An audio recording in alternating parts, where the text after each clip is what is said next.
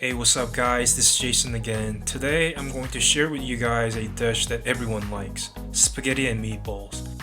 So I just found out spaghetti and meatballs isn't really Italian. It was actually created by Italian immigrants in New York City about 100 years ago. You probably don't even care about it, but I thought it was pretty cool. So as you can tell, I don't have any Italian or Italian American background, but I have had a lot of Italian food in my life so far. So I think that should make me about quarter Italian.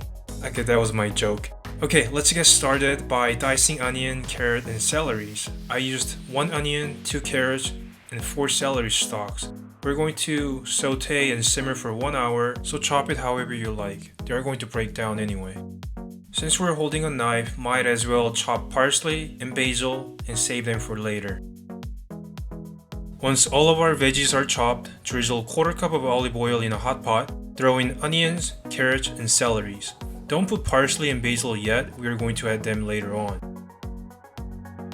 So once everything is in, stir and let it cook for a couple of minutes, and then add 2 tablespoons of chopped garlic, 1 tablespoon of sugar, a little bit of black pepper, salt, and 1 tablespoon of oregano. You can actually put salt, pepper, sugar, and oregano all at once along with veggies, it doesn't really matter. Saute for 5 to 7 minutes until veggies are translucent. And then add 50 ounce any canned tomatoes. You can use can of tomato sauce, diced tomatoes, tomato puree, or whole tomatoes. If you're using whole tomatoes, make sure you blend it or crush it. I use tomato sauce, by the way. Once tomatoes are in, with 2 cups of water, rinse out tomato cans and throw that into the pot as well. Stir a couple of times, put the lid on, and simmer for 1 hour. After 1 hour, add parsley, basil, and 2 to 3 tablespoons of unsalted butter. Oh, also, if you're not on a budget, you can use expensive tomatoes such as San Marzano tomatoes. But I think since we are adding a lot of onions, celeries, and carrots, I honestly think it is not going to make a big difference, so use whatever you can find. Okay, turn off the heat as you add the butter. Now our sauce is done. And let's move on to chapter 2, meatballs. This is totally optional. If you do not have a meat grinder, buy ground beef and ground pork. Meat to fat ratio should be at least 80-20. If your meat is too lean, it's going to be dry and it is just better off eating boiled, overcooked chicken breast. In a large mixing bowl, combine 2 pounds each of ground beef, ground pork, half a cup of parmesan cheese, half a cup of fresh breadcrumbs. If you're using dry breadcrumbs, add 2 to 3 tablespoons of milk. Continue adding 2 eggs, a couple tablespoons of olive oil, black pepper, and a lot of parsley. Since we're adding a lot of parmesan cheese, there's no need to add extra salt into the meatballs. Mix them well, and when it comes together, form it into a nice meatball. If you want big or small meatballs, make them as big or as small as you want. You're the dictator, or I should say, ruler of your kitchen. You can do whatever you want in your kitchen, but don't forget to add garlic like I did, because you have to start everything all over again. Well, good thing I kinda caught it early. So my point is, garlic is good for you, don't forget that. By the way, I made a lot of meatballs relative to my tomato sauce. This is more than enough to serve 10 people, or 3 to 4 people like myself. You're going to end up with a lot of meatballs, so freeze them and make anything you want, such as meatball subs, meatball soup, meatball pizza, pretty much anything meatballs.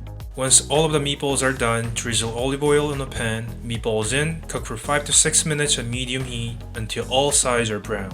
We're going to continue cooking our meatballs in tomato sauce, so meatballs don't need to be cooked completely. Once the meatballs are cooked, put them in tomato sauce and simmer for 10 minutes at low heat. While meatballs are cooking, boil water in heavy pot, throw some salt in, and cook spaghetti noodles. Follow the cooking instruction on the package. It usually takes 11 minutes to cook dry pasta. I was going to make fresh pasta, but I'll share that with you guys in future. When the spaghetti is al dente, do I sound like a chef now?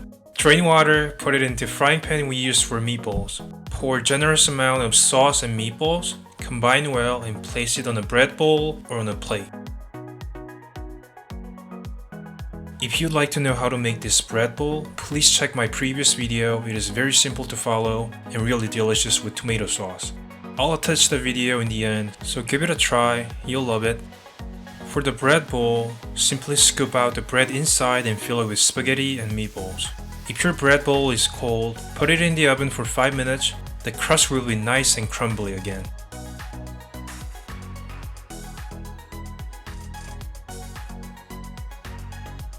Finish with more parmesan cheese and basil, and it is done. If you don't want to make tomato sauce, simply get a store-bought sauce and make meatballs. It was absolutely delicious and guaranteed to please everyone. I usually eat spaghetti and meatballs before going to the gym because all the carbs, protein, and fat give me so much energy. So make sure you do some exercise afterward. You'll be surprised how much calorie it has. I think that was unnecessary. Did I just ruin everything?